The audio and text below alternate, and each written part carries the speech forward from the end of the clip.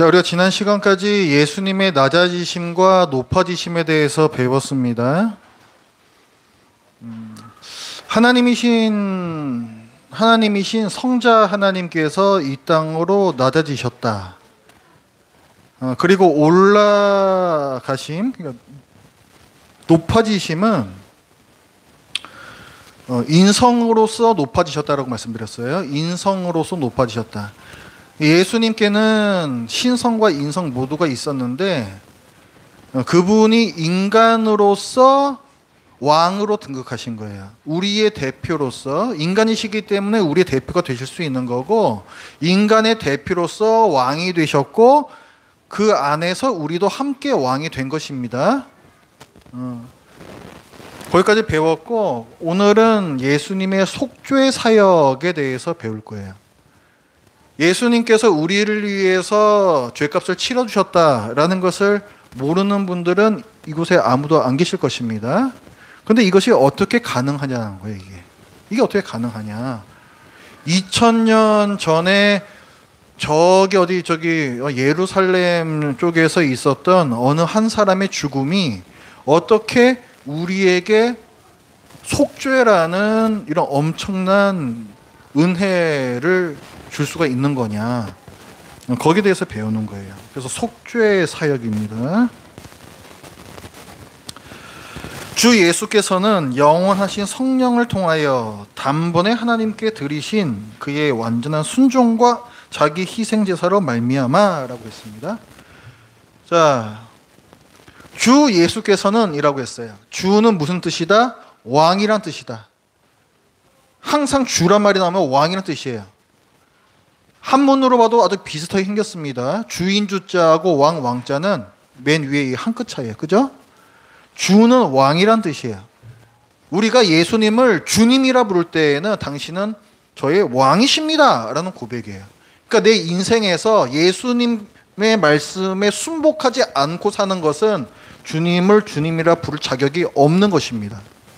그래서 항상 예수 그리스도를 처음 믿을 때에 당신의 삶을 예수 그리스도를 왕으로 여기며 그분의 말씀대로 살겠습니까? 항상 그걸 물어봐야 돼요. 우리나라의 교인들이 왜 다들 핫바지들이냐? 그 고백을 안 했기 때문에 그런 거예요. 내가 할 일은 다 제껴버리고 그저 그냥 주님께서 주신 은혜만 받으려고, 죄를 사해 주셨다는 그 은혜만 받으려고, 그것만 받고 내가 주님을 위해서 살려고 하는 그 결단이 없기 때문에 다 지금 바지 신자들이 돼버린 거예요. 왜 교회들이 그 부분을 얘기를 하지 않느냐? 그걸 얘기했다가는 믿을 사람들이 별로 없거든. 나는 이 세상에서 즐길 거 다 즐기면서 그냥 죽어서 천국에만 가고 싶은 거예요, 사람들은. 그래서 교회가 타락한 것이고 가라지가 그토록 많은 것입니다. 주라는 표현을 우리는 항상 잘 생각해야 돼요. 내가 정말 예수님을 주로 고백하고 있는가? 그것이 회개한 신자입니다. 주 예수께서는 영원하신 성령 통하여 그 다음에 단번에 하나님께 드리신 그의 완전한 순종, 이것이 능동적 순종이라고 제가 말씀드렸습니다. 율법에 적극적으로 순종하시는 행위, 율법에서 규정된 바를 모두 다 행하시는 행위, 하나님을 사랑하고 이웃을 사랑하는 이 모든 그 율법들, 이것을 완전히 순종하신 것, 이게 능동적 순종이고, 자기 희생제사, 이것은 우리를 대신하여 죄를 속하여 주신 것인데 이것이 수동적 순종이라고 합니다.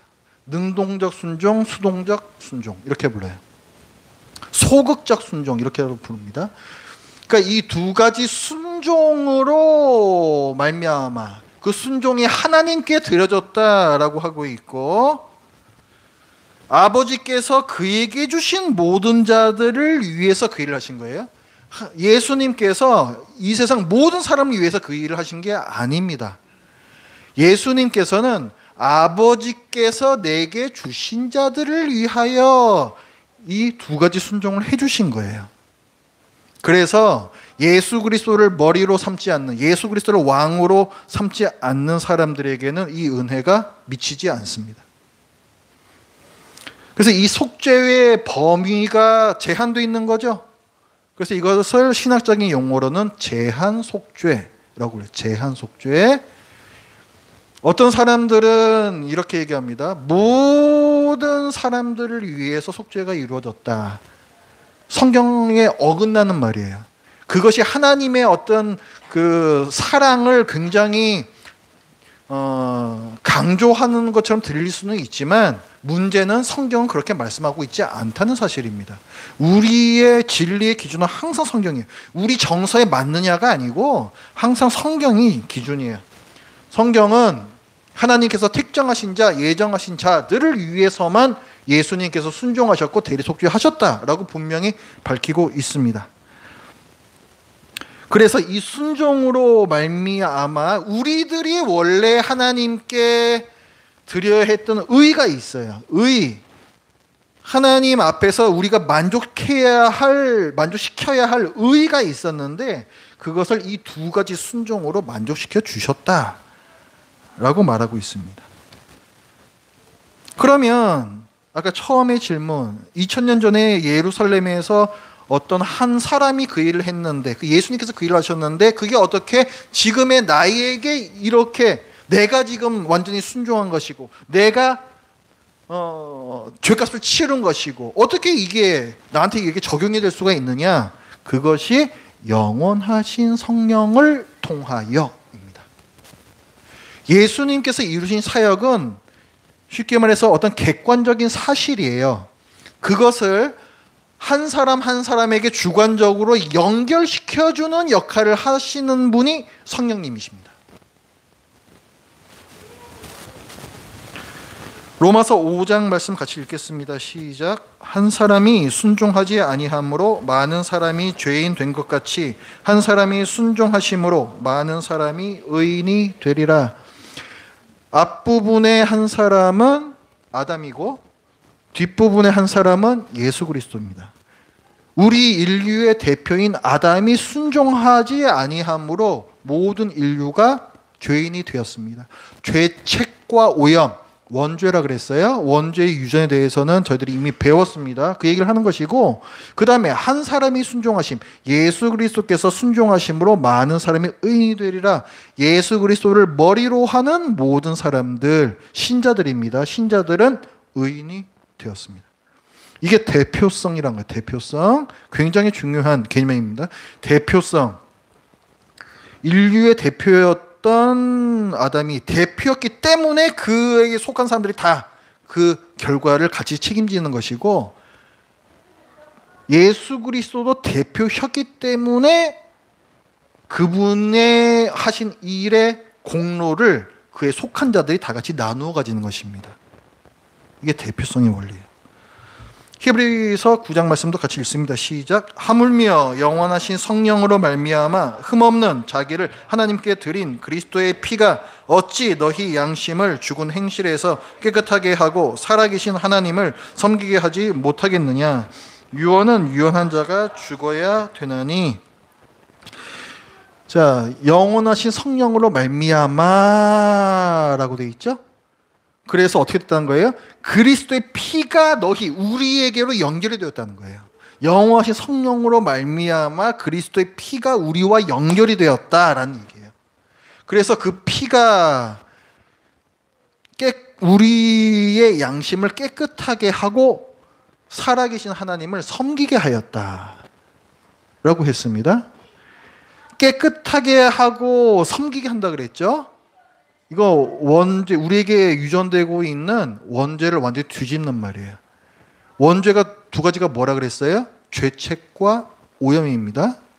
죄책은 아담이 죄를 지었기 때문에 거기에 대한 책임을 우리가 같이 갖고 있는 거예요. 깨끗하게 되었다? 그 죄책이 없어졌다는 얘기예요.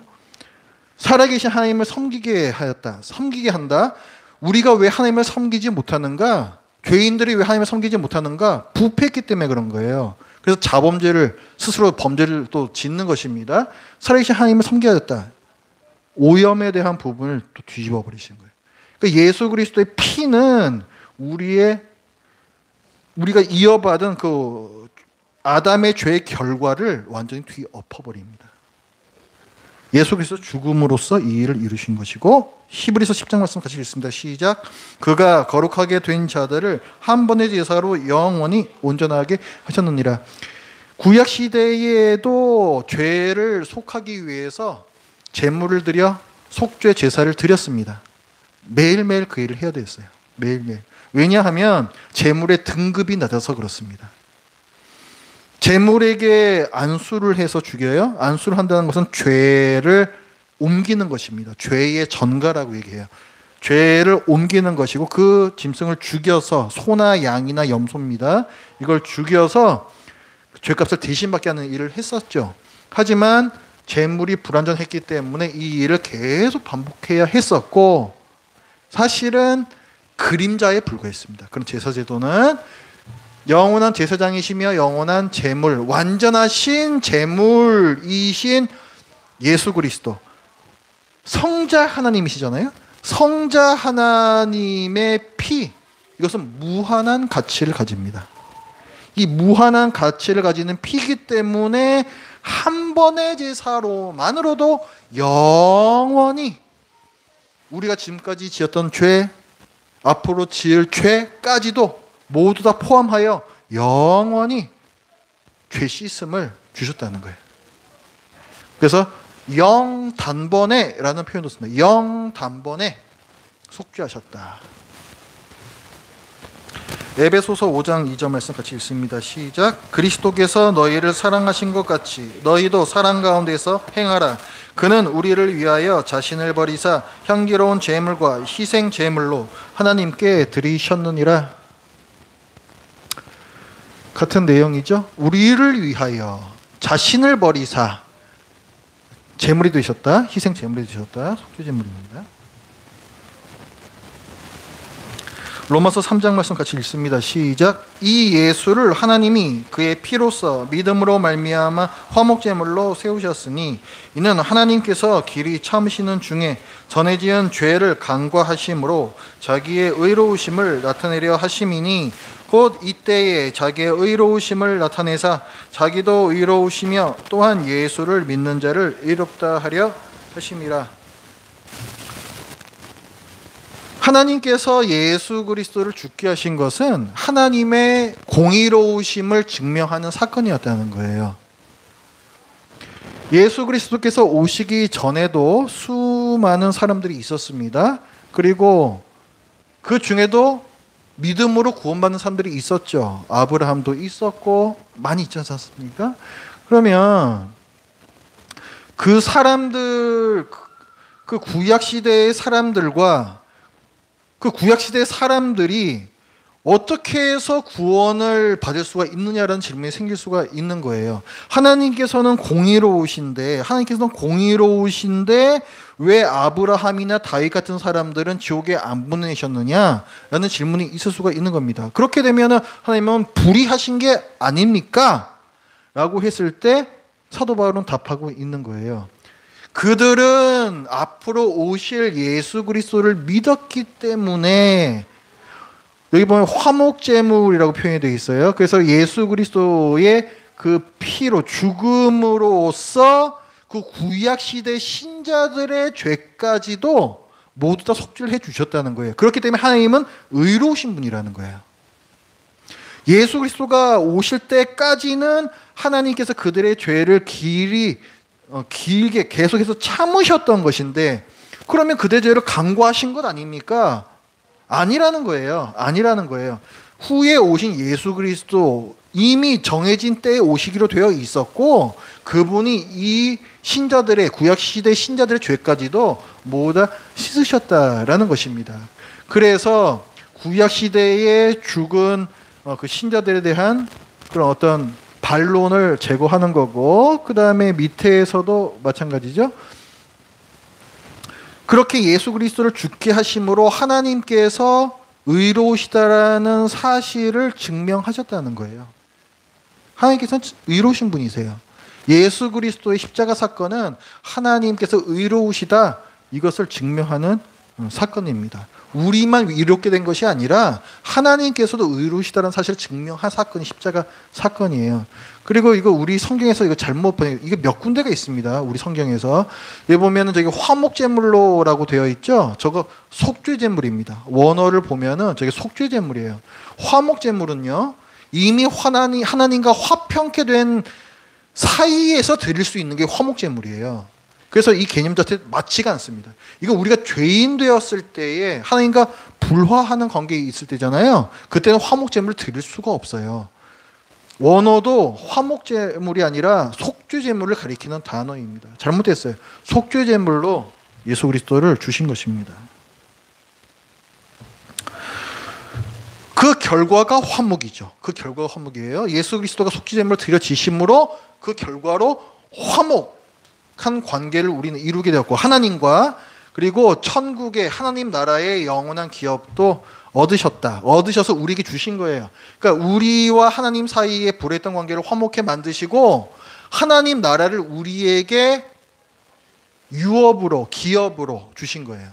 유업, 기업은 뭐냐면 상속이에요. 상속. 우리가 하나님의 자녀가 되었기 때문에 하나님 아버지의 그 전 재산을 우리가 상속받는 거예요. 아들됨의 권한이에요. 그게 권리에, 그게 우리는 그 권리를 가졌다는 거예요. 그게 엄청난 겁니다. 이게 그걸 얻어 주셨다는 거예요. 우리에게. 다니엘서 말씀 같이 읽어요. 시작. 네 백성과 네 거룩한 성을 위하여 이른 이래를 기한으로 정하셨나니 허물이 그치며 죄가 끝나며 죄악이 용서되며 영원한 의가 드러나며 환상과 예언이 응하며 또 지극히 거룩한 이가 기름 부음을 받으리라. 62 이래 후에 기름 부음을 받은 자가 끊어져 없어질 것이며 장차 한 왕의 백성이 와서 그 성읍과 성소를 무너뜨리려니와 그의 마지막은 홍수의 휩쓸림 같을 것이며 또 끝까지 전쟁이 있으리니 황폐할 것이 작정되었느니라. 여기 파란색 부분이 예수 그리스도에 대한 예언이에요. 다니엘 서니까 구약 시대입니다. 이때에 지극히 거룩한 이가 기름 부음을 받는다. 왕으로 오신다라는 얘기고, 근데 그 기름 부음 받은 자, 그 왕이 끊어져 없어진다. 십자가 죽음을 예언하는 것이고, 그 다음에 이어진 장차한 백성이 와서 이게 예루살렘 성 멸망시키는 건데요. 이거는 그 바벨론에게 멸망한 그 사건을 얘기하는 게 아니고, 예수님 시대에 예수님께서 그 십자가에서 죽으시고 부활 승천하신 후에, 그 기원 후 70년에 로마 군대가 예루살렘 성을 또 완전히 멸망시켜 버립니다. 그래서 지금까지 성전이 없는 거예요. 그래서 지금 예루살렘 가보면은 그 무너진 벽 잔해만 남아 있는 것입니다. 그게 로마 장군의 티투스인가? 그 사람이 군대 이끌고 와가지고 그냥 쓸어버린 사건이에요. 거기에 대한 예언이에요. 그러니까 예수님, 그 다음에 그 사건 이런 식으로 이어지는 거예요. 그래서 그렇게 저 파란 글씨, 그 예수님께서 그렇게 오셔서 죽으신 이유가 뭐냐고 할 때 그 위에 노란 부분입니다. 허물이 그치며 죄가 끝나며 죄악이 용서되며 영원한 의가 드러나며 환상과 예언, 구약시대의 예언들이 모두 다 응하며, 구약시대 예언들은 결국은 다 예수 그리스도에게 집중이 되거든요. 그래서 이 모든 것들이 다 성취되는 게 예수 그리스도라는 말씀이고, 골로새서 1장 말씀도 같이 읽습니다. 시작. 아버지께서는 모든 충만으로 예수 안에 거하게 하시고 그의 십자가의 피로 화평을 이루사 만물 곧 땅에 있는 것들이나 하늘에 있는 것들이 그로 말미암아 자기와 화목하게 되기를 기뻐하심이라. 자, 화평한 관계를 주셨다 그랬죠. 화평을 이루셨다는 것은 하나님과 우리 사이에 불화했던 관계를 화목케 하셨다는 거예요. 우리가 죄인인 한 하나님의 진노의 대상입니다. 하나님께서는 거룩하신 분이기 때문에 죄인에게 당연히 진노하세요. 그 관계를 화평한 관계로 바꾸셨다는 것입니다. 속죄 제물로 드려지셨기 때문에. 근데 그 대상을 보면 만물, 곧 땅에 있는 것들이나 하늘에 있는 것들이 자기와 화목하게 되셨다고 했어요. 여기 죄인은 들어가 있지 않다라고 제가 지난주에 말씀을 드렸습니다. 하나님 예수 그리스도께서 이 땅의 왕으로, 이 세상의 왕으로 등극해 계시고 불신자들도 예수 그리스도를 왕으로 하는 그 질서 안에 포함되어 있어요. 하지만 그들은 그 질서 안에서 왕이신 예수님의 심판의 대상입니다. 여기서는 그들을 얘기하는 게 아니고 땅에 있는 것들이나 하늘에 있는 것들, 만물은 그 사람들 얘기하는 게 아니고 이 자연계를 얘기해요. 로마서 8장 말씀에서 보면은 이 세상의 모든 피조물들이 탄식하며 신음하고 있다, 이런 얘기를 합니다. 그 이유가 왜냐면 원래 하나님께서 이 세상을 창조하셨을 때 하나님이 계시고 이 세상이 있고 그 가운데 부왕으로서 우리 인간을 세우신 거예요.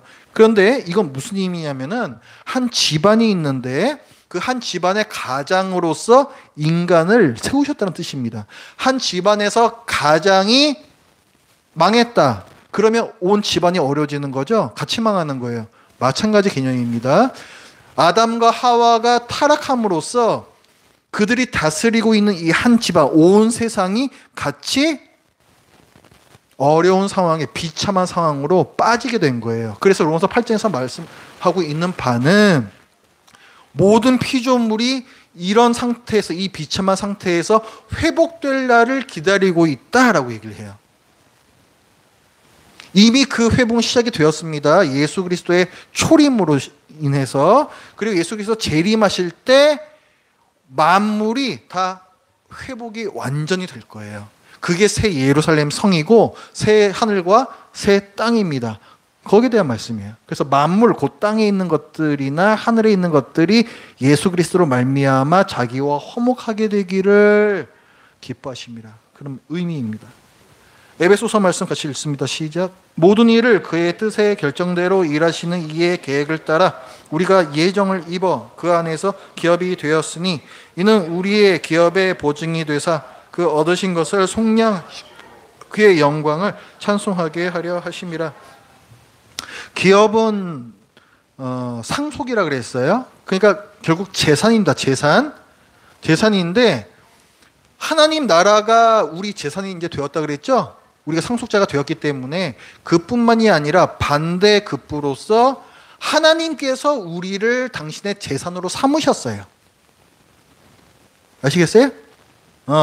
우리는 하나님 것이 되었다고. 우리가 쉽게 말해서 우리는 하나님의 소유가 되었다고. 하나님의 소유가 되어서 아무도 우리를 건드릴 수 없는, 물론 우리는 이 세상에서 자꾸 누가 건드리죠.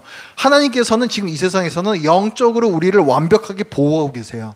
우리의 육신이 고난을 당하고 심지어 순교를 하게 될 수도 있습니다. 핍박을 받아서. 그러나 그 영혼만은 하나님께서 영원히 완벽하게 보호를 해주고 계시고, 새 하늘과 새 땅이 이루어질 때에는 우리 육체도 부활하여 전인으로서, 우리의 전체적인 이 인간으로서 하나님의 영광 중에 살게 되는 겁니다. 그러니까 우리는 하나님 것이에요. 그 얘기를 하고 있는 겁니다.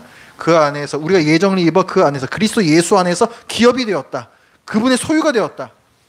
그 보증이 뭐냐? 이는이라 되어 있는데 여기 지금 11절 14절이죠. 밑에가 14절이거든요. 그 위에 13절을 보면 성령님에 대한 말씀이 나와요. 성령님은 우리의 기업이 보증이 되사 그 얻으신 것을 속량하시고 그의 영광을 찬송하게 하려 하심이라. 우리가 하나님 것이라는 걸 우리가 어떻게 합니까? 또 우리가 저 하나님 나라가 우리 것이라는 걸 어떻게 합니까? 그 보증이 무엇입니까? 우리에게 주신 성령이라는 거예요. 우리가 예수 그리스도를 참으로 믿으면, 예수 그리스도를 주로 참으로 믿게 되면 그때 성령이 우리 안에 거하시게 됩니다. 우리는 그 능력으로 이 세상을 살아가는 거거든요. 우리가 만약에 여전히 죄인이라면 성령님께서 우리 안에 들어오실 수가 없습니다. 하나님께서는 거룩하신 분이시기 때문에 죄인인 우리와는 같이 거하실 수가 없어요. 예수 그리스도의 피로 씻김받은 정결한 자에게는 성령 하나님께서 우리 안에 와서 거하실 수가 있는 것입니다. 그래서 성령님께서 우리 안에 거하시고 계신 것이고, 그것이 우리가 하나님 나라를 상속받을 보증이 되신다는 거예요. 그래서 성령님은 아들의 영이라고도 부릅니다. 아들의 영. 아들의 영이 우리 안에 계시기 때문에 우리는 하나님의 아들, 상속권을 가진 자녀가 된 거예요. 그것이 보증인 것입니다. 하나님 나라를 이어받을 보증. 요한복음 17장 말씀 같이 읽습니다. 시작. 아버지께서 아들에게 주신 모든 사람에게 영생을 주게 하시려고 만민을 다스리는 권위를 아들에게 주셨음이로소이다. 이게 제한속죄에 대한 말씀이죠. 영생을, 그러니까 구원을 모든 사람에게 주시려고 모든 사람을 위해서 그 피를 흘려주신 게 아니라는 거예요. 아버지께서 아들에게 주신 모든 사람에게 영생을 주게 하시려고 속죄 사역을 행하신 것입니다. 히브리서 9장 말씀도 같이 읽죠. 시작. 염소와 송아지의 피로 하지 아니하고 오직 자기의 피로 영원한 속죄를 이루사 단번에 성소에 들어가셨느니라. 이로 말미암아 그는 새 언약의 중보자시니 이는 첫 언약 때에 범한 죄에서 속량하려고 주구사 부르심을 입은 자로 하여금 영원한 기업의 약속을 얻게 하려 하심이라. 영원한 속죄에 대한 말씀이에요. 로마서 말씀도 읽습니다. 시작. 곧 우리가 원수 되었을 때에 그의 아들의 죽으심으로 말미암아 하나님과 화목하게 되었은즉 화목하게 된 자로서는 더욱 그의 살아나심으로 말미암아 구원을 받을 것이니라. 그뿐 아니라 이제 우리로 화목하게 하신 우리 주 예수 그리스도로 말미암아 하나님 안에서 또한 즐거워하느라. 화목하게 하셨다 계속 말씀하고 있죠. 예수 그리스도께서 속죄 제물로 드리셨기 때문에 그 결과로서 우리는 하나님과 화목하게 되었습니다. 그리고 위의 말씀은 우리가 원수 되었을 때에 그렇게 아들까지 주셔서 우리를 정결케 하셨다면, 그죠? 그러니까 우리가 더러울 때에도 그렇게 하셨다면 우리가 정결하게 된 지금에서는 심지어 정결케 된 지금 우리를 완전으로 이끄시지 않겠느냐라는 말씀이에요. 그러니까 우리의 구원은 중간에 취소될 수가 없어요. 처음에 제대로 시작이 되었다면, 그러니까 정말로 내가 예수 그리스도를 주로 받아들이고 처음에 잘 시작이 되었다면 그 구원의 사슬은 끝까지 이어집니다. 여기까지입니다. 수고하셨습니다.